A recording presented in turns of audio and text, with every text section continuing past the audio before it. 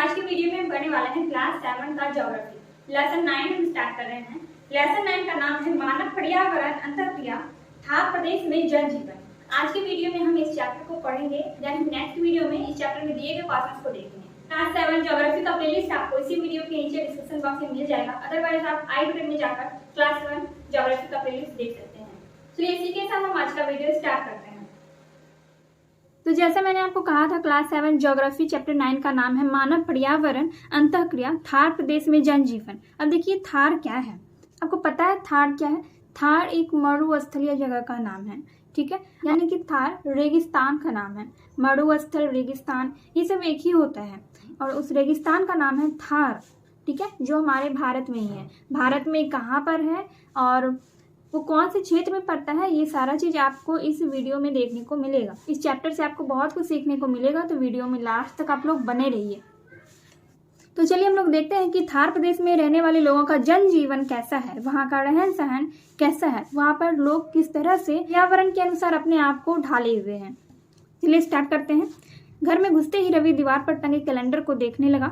यह नया कैलेंडर आज ही उसके पिता ने टांगा था। उसने कैलेंडर के पन्ने उलटने शुरू कर दिए। हर एक महीने के लिए अलग अलग पन्ने और सब पर एक से एक सुंदर चित्र थे।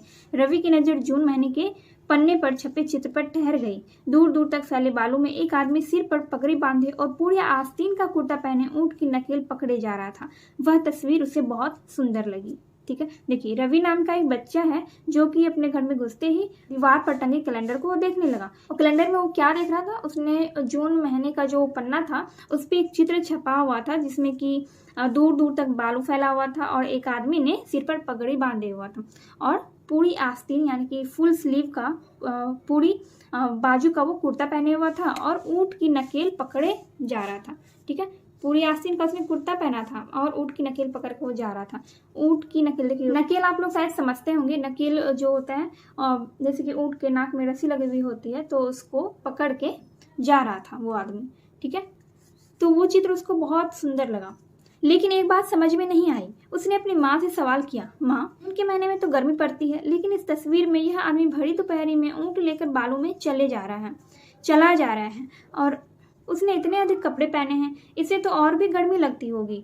हम लोग तो गर्मी के मौसम में कम कपड़े पहनते हैं। तो उसने अपनी माँ से सवाल किया। सवाल क्यों किया? क्योंकि उसको ये समझ नहीं आ रहा था कि जून का महीना तो गर्मी का महीना होता है। फिर भी उस आदमी ने फुल आस्तीन की कमीज और इतने सारे कपड़े पहने हैं, पगड़ी बांधी हुई है और धूप में चले जा रहे हैं, ठीक है। तो यही बात उसको समझ में नहीं आ रही थी कि उस आदमी ने इतने सारे कपड़े क्यों पहने हैं और ऐसे कपड़े क्यों पहने हैं, क्योंकि इससे तो और भी ज्यादा गर्मी लगती होगी और हम लोग तो गर्मी के मौसम में बहुत कम कपड़े पहनते हैं। तो इसलिए उसने अपनी माँ से सवाल किया। अब देखिए यह सुनकर उसकी माँ मुस्कुराई और बोली, तुम्हारा अचरज करना ठीक है, लेकिन पूरी बात समझोगे तभी पता चलेगा कि ऊंट बालू और सिर पर पगड़ी पूरी आस्तीन की कमीज का क्या मतलब क्या है। मैंने मुस्कुराकर कहा कि तुम्हारा आश्चर्य करना ठीक है, लेकिन तुम पूरी बात तभी समझोगे जब तुमको पता चलेगा कि ऊंट बालू, सिर पर पगड़ी और पूरी आस्तीन यानी कि फुल स्लीव की कमीज का मतलब क्या है। तो रवि कहता है, मुझे बताओ माँ। रवि मनुहार करते हुए बोला। देखिए मनुहार का मतलब होता है विनती करना। तो रवि ने विनती करते हुए माँ को कहा कि मुझे बताओ माँ। तो माँ बोली, ठीक है, सुनो, यह चित्र रेगिस्तानी इलाके थार का है। थार क्या है? थार रेगिस्तानी इलाका है, ठीक है। अपने देश के यानी कि अपने भारत देश के पश्चिमी भाग में थार का रेगिस्तान है। अपने देश के पश्चिमी भाग में थार का रेगिस्तान है। थार राजस्थान और गुजरात में पड़ता है। देखिए थार जो मरुस्थल है वो भारत का सबसे बड़ा मरुस्थल है, ठीक है। इंडिया का लार्जेस्ट डेजर्ट थार है। तो थार कहाँ पड़ता है? थार का कुछ क्षेत्र राजस्थान में और कुछ क्षेत्र गुजरात में पड़ता है और यह पूरा क्षेत्र रेतीला है। तो मरुस्थल जो होता है वो रेतीला क्षेत्र ही होता है। मरुस्थल का मतलब क्या होता है? जो बालू वाला जो जगह होता है उसी को मरुस्थल कहते हैं। तो यह पूरा रेतीला क्षेत्र है। बीच में अरावली की पहाड़ियां और जगह जगह बालू के टीले मिलते हैं, ठीक है। बीच में आपको अरावली की पहाड़ियां मिल जाएगी और जगह जगह पर बालू के टीले मिलते हैं। पूरा क्षेत्र शुष्क और अत्यधिक गर्म होता है। पूरा क्षेत्र जो है वो सूखा और बहुत ज्यादा गर्म होता है। दिन के समय में आंधियां चलती रहती है और बालू के कण उड़ते रहते हैं, लेकिन रात होते ही तापमान में कमी आती है और पूरा इलाका ठंडा हो जाता है। देखिए वहां पे दिन में जितनी ज्यादा गर्मी रहती है, रात में उतना ही ठंड हो जाता है। रात में ठंडी पड़ जाती है और दिन में बहुत ज्यादा तापमान रहता है और ऐसा तापमान रहता है कि लू भी चलती है। गर्मी में आपने सुना होगा कि लू की हवा चल रही है। तो वहाँ पे दिन में इतना ज़्यादा गर्म होता है, तापमान इतना ज़्यादा होता है कि वहाँ पे लू चलता है और रात होते ही पूरा इलाका ठंडा हो जाता है। तो इस इलाके में औसत वर्षा साल भर में मात्र 25 सेंटीमीटर ही होती है। तो यहाँ पर जो है वर्षा बहुत कम होती है, मतलब औसत वर्षा कितना होता है यहाँ पे 25 सेंटीमीटर होता है, जो कि वहाँ के हिसाब से बहुत कम है। रेतीला इलाका है तो वहाँ पर वर्षा थोड़ा ज़्यादा होना चाहिए, लेकिन ऐसा वहाँ पे नहीं होता है। जैसे कि हमारे यहाँ वर्षा होता है, बरसात के मौसम में वर्षा होते रहता है, लेकिन वहाँ पर ऐसा नहीं होता है, वहाँ पर बहुत कम वर्षा होता है। अब देखिए यहाँ पर आपको ये भारत का नक्शा दिया गया है और ये क्षेत्र आपको यहाँ पर दर्शाया गया है। ये वाला जो क्षेत्र है ये वही थार वाला क्षेत्र है, ठीक है, थार रेगिस्तान का क्षेत्र है। तो उसी क्षेत्र को यहाँ पर बड़ा करके दर्शाया गया है। तो रेगिस्तान वाला जो क्षेत्र है उसमें कौन कौन सा जगह, कौन कौन सा प्रदेश ऐसा है जो कि प्रमुख है, वही यहाँ पर दर्शाया गया है। तो बीकानेर, जैसलमेर, जोधपुर, बाड़मेर, ये सब क्या है, ये वहाँ का प्रदेश है, थार क्षेत्र का प्रदेश। माँ, तब तो पेड़ पौधे भी नहीं होते होंगे, रवि ने पूछा। तो उसको ऐसा लग रहा था कि वहाँ पर वो रेतीला क्षेत्र होता है तो वहाँ पर पेड़ पौधे नहीं होते होंगे। तो देखिए उसकी माँ कहती है होते हैं, लेकिन हमारे यहाँ जितने नहीं। वहाँ पे पेड़ पौधे होते हैं लेकिन बहुत कम होते हैं। जैसे कि हमारे यहाँ हर जगह आपको हरियाली देखने को मिलेगी, बड़े बड़े पेड़ पौधे देखने को मिलेंगे, वैसे वहाँ पर नहीं होता है। कम वर्षा और बालू के कारण यहाँ कटीली झाड़ियाँ, कीकर, बबूल, खजूर, खेजड़ी, ज्वारा, पाठा, नागफनी जैसी वनस्पतियां ही होती हैं। मतलब कि वहाँ पर वैसा ही पेड़ पौधा होता है जिसकी पत्तियां बहुत मोटी होती है और जड़ बहुत गहरा होता है। उसका भी रीजन यहाँ पर दिया गया है, देखिए, क्योंकि ये कम जल में ही उग सकती है। ऐसे पेड़ पौधे जो होते हैं, ऐसी वनस्पतियां जो होती है वो कम जल में ही उग सकती है। इन वनस्पतियों की पत्तियां चिकनी और मोटी होती है, चिकनी होती है और मोटी होती है, और तने कांटेदार होते हैं, जड़ें भी गहरी होती है। ऐसा क्यों है माँ, रवि ने पूछा। मतलब ऐसा क्यों होता है कि वहाँ की वनस्पतियां की जो पत्तियां होती है वो चिकनी और मोटी होती है, चिकनी, छोटी और मोटी होती है, और तने कांटेदार होते हैं और जड़ें गहरी होती है। ऐसा क्यों होता है, ये रवि ने पूछा अपनी माँ से। उसकी माँ कहती है क्योंकि जड़ें गहराई से नमी लेती है और पत्तियां के मोटे होने के कारण उनमें नमी देर तक टिकी रहती है, तो इसलिए यहाँ पर ऐसे वनस्पतियां पाई जाती हैं। पेड़ पौधे की ये सारी प्रक्रियाएं वातावरण से अनुकूलन के उदाहरण हैं, माँ बोली। तो ये जो पेड़ पौधे होते हैं, यहाँ के जो पेड़ पौधे हैं थार रेगिस्तान के, वो वातावरण के अनुकूल है, ठीक है, वहाँ के वातावरण के अनुकूल है। वहाँ पे देखिए रेतीला जगह है, वहाँ पे सिर्फ बालू ही बालू रहता है, तो वहाँ पे ऐसे पेड़ पौधे उगते हैं जो कि जमीन के गहराई तक वो जड़ उसका जाता है और जमीन की गहराई से वो नमी लेती है, और उसकी पत्तियां चिकनी, छोटी और मोटी होती है ताकि उसमें नमी जो है, मतलब उसकी नमी जो है वो देर तक टिकी रहती है। तो इसलिए वहाँ पर इस तरह की वनस्पतियां पाई जाती हैं। अब यहाँ पर देखिए क्या है, रेगिस्तान शब्दावली यहाँ पर दिया गया है। रेगिस्तान क्या है, यह एक शुष्क प्रदेश है जिसकी विशेषताएं अत्यधिक उच्च या निम्न तापमान एवं विरल वनस्पति है। विरल यानी कि बहुत कम वनस्पति वहाँ पर होती है, और बहुत उच्च तापमान होता है, जैसा कि आपने पढ़ा, दिन के टाइम में उच्च तापमान और रात के टाइम में निम्न तापमान, ठीक है, यानी कि दिन के टाइम में बहुत ज्यादा गर्मी होती है और रात के टाइम में ठंडी होती है। देखिए आगे, माँ, तब तो यहाँ हमारी तरह धान की फसलें भी नहीं होती होंगी, रवि ने पूछा। उसकी माँ कहती है हाँ, यहाँ धरती में बालू युक्त मिट्टी पाई जाती है जिसे स्थानीय भाषा में रेतीली मिट्टी कहा जाता है। देखिए बलुई मिट्टी आपने सुना होगा, जिस मिट्टी में जो बालू भी मिले रहते हैं, तो वैसे मिट्टी को क्या कहा जाता है, रेतीली मिट्टी कहा जाता है, यह बलुई मिट्टी कहा जाता है। बालू के टिब्बे यहाँ पे खूब मिलते हैं। यहाँ के लोग बाजरा, जौ, जई जैसे मोटे अनाजों की खेती करते हैं। जहाँ सिंचाई की सुविधा है वहाँ गेहूं, दलहन, मक्का, सब्जियों की खेती करते हैं। देखिए जहाँ पर सिंचाई की सुविधा नहीं है वहाँ पर कौन सा खेती करते हैं, जौ, जई और मोटे अनाजों की खेती करते हैं, क्योंकि उसमें पानी कम लगता है। और जहाँ पर सिंचाई की अच्छी सुविधा होती है वहाँ पर लोग गेहूं, दलहन, मक्का और सब्जियों की खेती करते हैं, ठीक है। बाजरे की रोटी इनका मुख्य भोजन होता है। यहाँ के लोगों का मुख्य भोजन क्या होता है, बाजरे की रोटी।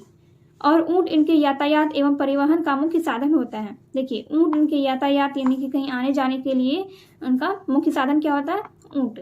यहाँ के लोग भेड़ पालते हैं, थार प्रदेश के लोग जो है वो भेड़ पालते हैं, और कटीली झाड़ियों से ऊँटों, भेड़ों, बकरियों को भोजन मिल जाता है और बदले में ये दूध, मांस, चमड़ा देते हैं। कटीली झाड़ियों से ऊँटों, भेड़ों और बकरियों को भोजन मिल जाता है और बदले में ये जानवर जो हैं दूध, मांस और चमड़ा देते हैं। यहाँ के लोग ऊँटनी के दूध का उपयोग करते हैं। यहाँ के लोग ऊँटनी के दूध का प्रयोग करते हैं। जैसे कि हम लोग यहाँ पर गाय का या भैंस के दूध का यूज करते हैं, तो थार प्रदेश के लोग ऊँटनी के दूध का उपयोग करते हैं। ऊँटनी का दूध, रवि ने आश्चर्य से पूछा। माँ बोली, आदमी का रहन सहन, खान पान, रोजगार सब कुछ वहाँ की भौगोलिक स्थिति पर निर्भर करता है और लोग भी उसी हिसाब से रहते हैं। ठीक है, वहाँ के जो लोग हैं वहाँ का रहन सहन, खान पान और रोजगार सब वहाँ की भौगोलिक स्थिति पर निर्भर करता है। वहाँ पर जैसी सुविधा होगी वैसे ही लोग वहाँ पर रहेंगे। जैसे कि वहाँ पर पानी कम है तो इस वजह से वो लोग कैसे खेती करते थे, जौ, जई और मोटे अनाजों की वो खेती करते थे, क्योंकि वहाँ पर पानी की सुविधा बहुत कम है और उनका रहन सहन भी वहाँ के हिसाब से ही है, वहाँ का खान पान भी वहाँ के भौगोलिक स्थिति, वहाँ के पर्यावरण के हिसाब से ही है। ठीक है, और लोग बालू की आंधियों और तेज धूप की गर्मी से बचने के लिए सिर पर पगड़ी, देखिए लोग बालू की आंधियों और तेज धूप की गर्मी से बचने के लिए सिर पर पगड़ी, जिसे ये लोग साफा कहते हैं, पगड़ी को ये लोग क्या कहते हैं, साफा कहते हैं, ये बांधते हैं। पूरे बदन को कपड़े से ढकने से दिन के समय में शरीर लू और उच्च तापमान से बचा रहता है, जबकि रात में अत्यधिक सर्दी से बचाता है। यहाँ के लोग पूरी आस्तीन के कपड़े क्यों पहनते हैं? दिन के गर्मी और लू से बचने के लिए, उच्च तापमान से बचने के लिए ये लोग पूरी आस्तीन के कपड़े पहनते हैं। और रात में भी यहाँ पर बहुत सर्दी होती है, तो इसलिए जब देखिए पूरी आस्तीन के कपड़े पहनते हैं, ढके हुए कपड़े पहनते हैं, तो दिन में ये कपड़ा क्या करता है, उच्च तापमान यानी कि बहुत ज़्यादा गर्मी से बचाता है, और रात में यही कपड़ा सर्दी से बचाता है। तो इसलिए वहाँ के लोग इस तरह के कपड़े पहनते हैं। फिर वो कहता है, माँ क्या इन क्षेत्रों में भी पीने का पानी हमारे यहाँ जैसे ही कुओं या चापाकल से मिलता है? रवि ने पूछा। तो उसकी माँ कहती है, नहीं बेटी, इन इलाकों में पीने का पानी बहुत मुश्किल से मिलता है। रेतीले मैदानों में दूर दूर पर कहीं कहीं पानी के बावड़ी या कुएं मिलते हैं जो बहुत गहरे होते हैं। यहाँ पर कुछ हरियाली भी मिलती है। ऐसी जगह को नखलिस्तान या मरुद्दान कहते हैं, जहाँ पे हरियाली और जल वाला क्षेत्र जो होता है, यानी कि जहाँ पर पीने के लिए पानी मिलता है और वहाँ पर हरियाली होती है, उसको कहते हैं नखलिस्तान या मरुद्दान। वहां से पीने का पानी कोसों चलकर मस्कों या घड़ों में पैदल या ऊँटों पर ढोकर लाते हैं। देखिए वहां से लोग पीने का पानी कैसे लाते हैं, कोसों चलकर मस्कों या घरों में पैदल, घरों में मस्कों या फिर घरों में पानी लेते हैं और पैदल या फिर ऊँट पर ढोकर वो पानी वहां से लाते हैं। फिर उसकी माँ कहती है कि मालूम है जैसलमेर जिले में तो पिछले कई सालों से वर्षा ना के बराबर हुई है। जैसलमेर भी राजस्थान का एक प्रदेश है। तो देखिए राजस्थान राज्य का नाम है वो, और वहाँ पर ही जैसलमेर, जैसे कि यहाँ पे बिहार में बहुत सारा जिला होता है तो वहाँ पर भी होता है। वहाँ कहते हैं कि जैसलमेर जिले में तो पिछले कई सालों से वर्षा ना के बराबर हुई है। तो राजस्थान का जो जैसलमेर जिला है वहाँ पर बहुत सालों से वर्षा ना के बराबर हुई, बहुत कम वर्षा हुई है। इसलिए यहाँ के लोग पानी का उपयोग बहुत ही सावधानी से करते हैं। यहाँ रेल के टैंकर से पानी पहुँचाया जाता है। यहाँ पर सरकार द्वारा क्या होता है, रेल के टैंकर से पानी पहुँचाया जाता है। इनके जानवर ऊँट को भी तो कम ही पानी की जरूरत होती है, रवि बोला। देखिए यहाँ का जो जानवर होता है ऊँट, उसको पानी का बहुत कम जरूरत होता है। ऊँट बहुत कम पानी पीता है, बिना पानी के भी वो कई दिनों तक रह सकता है। हाँ माँ बोली।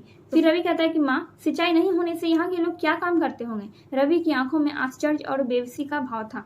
मतलब उसको ये सब सुन के बेबसी हो रही थी। वो कुछ बोलना चाहता था, कुछ करना चाहता था, लेकिन वो कुछ नहीं कर पाएगा, वो छोटा सा बच्चा है। और उसको आश्चर्य भी हो रहा था कि जब यहाँ पर पानी की कमी है तो यहाँ के लोग कृषि के लिए सिंचाई की भी व्यवस्था नहीं है, तो यहाँ के लोग क्या काम करते होंगे। ठीक है, तो उसकी माँ कहती है कि यहाँ के लोग पशुपालन करते हैं, जिनसे इन्हें दूध, मांस, चमड़ा मिलता है। यहाँ के लोग क्या करते हैं, पशुपालन, यानी कि पशु को पालते हैं और इनसे उनको क्या मिलता है, दूध मिलता है, उनका मांस मिलता है, चमड़ा मिलता है। ऊँट का रेगिस्तान में बहुत महत्व है। यातायात में ऊँट काम आते हैं। इसे रेगिस्तान का जहाज भी कहा जाता है। ऊँट को रेगिस्तान का जहाज कहा जाता है क्योंकि देखिए रेगिस्तान में जो मरुस्थल होता है वहाँ पर आप अगर कोई गाड़ी वगैरह भी लेके जाएंगे तो वहाँ पे नहीं चलेगा। ठीक है, क्योंकि बालू पे वो गाड़ी वगैरह नहीं चल सकता है, लेकिन ऊँट बहुत आसानी से चल लेता है। तो वहाँ का लोग यातायात में ऊँट का ही प्रयोग करते हैं, तो इसीलिए ऊँट को रेगिस्तान का जहाज कहा जाता है। फिर इनके बालों से कंबल, रजाई, कालीन भी बनते हैं। ऊँट के बाल से कंबल बनता है, रजाई बनता है और कालीन वगैरह बनता है। इनके कुटीर उद्योग हैं, वहाँ पे छोटे छोटे उद्योग हैं जहाँ पर ये बनाया जाता है, कंबल, रजाई, कालीन। ठीक है, फिर जब बालू की आंधियाँ चलती है तो ऊँट की ओट में ये छिप जाते हैं। थार प्रदेश में जिप्सम, संगमरमर, छींटदार इमारती पत्थर, लिग्नाइट जिसको कि कोयला कहते हैं, तांबा, अब्रक, नमक इत्यादि मिलता है। तो ये सारा चीज़ थार प्रदेश में मिलता है।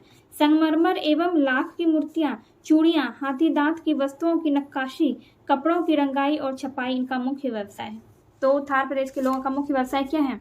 आपको अगर क्वेश्चन आ जाए तो आप क्या लिखिएगा? संगमरमर एवं लाख की मूर्तियां, चूड़ियां बनाना और हाथी दांत से जो कुछ सामान बनते हैं, हाथी दांत से भी बहुत सारे सामान बनाए जाते हैं, तो हाथी दांत की वस्तुओं की नक्काशी और कपड़ों की रंगाई छपाई इनका मुख्य व्यवसाय है। अब देखिए, माँ कहती है देखो रवि, यहाँ पानी की कमी रहती है इसलिए जनसंख्या भी काफी कम है। देखिए, थार प्रदेश में क्या है? पानी की कमी है, इसलिए यहाँ पर जनसंख्या बहुत कम है।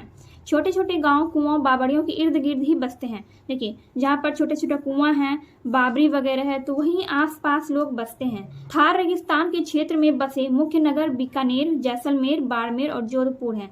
तो थार रेगिस्तान के क्षेत्र में कौन कौन से प्रदेश हैं?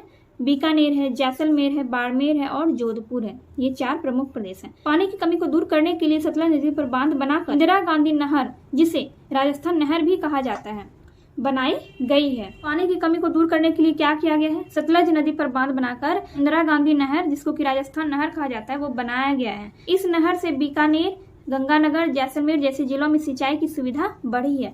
तो इस नहर से क्या सुविधा हुई है? बीकानेर, गंगानगर, जैसलमेर इन सभी क्षेत्रों में सिंचाई की सुविधा बढ़ी है। सच पूछो तो इंदिरा गांधी नहर और भाखड़ा नांगल बांध से निकाली गई नहरों से ही इन क्षेत्रों में थोड़ी हरियाली दिखने लगी है और अब लोग पहले की अपेक्षा गहन कृषि करने लगे हैं। तो इंदिरा गांधी नहर के और भाखड़ा नांगल बांध से ही निकाली गई नहरों से यहाँ पर थोड़ी हरियाली दिखती है। यहाँ के लोग सिंचाई करते हैं, कृषि करते हैं। ठीक है। रवि माँ की बातों को सुनकर सोचने लगा, सचमुच प्रकृति ने देश में कितनी विविधताएं दी है, तभी तो लोग भी उन्हीं विविधताओं के बीच अपना अनुकूलन कर लेते हैं। तो वो सोचने लगा कि प्रकृति ने यहाँ पर कितनी अलग अलग चीजें बनाई हैं, अलग अलग विविधताएं दी हैं और लोग उन विविधताओं के बीच अपना अनुकूलन कर लेते हैं, यानी कि उसके अनुसार अपने आप को ढाल लेते हैं।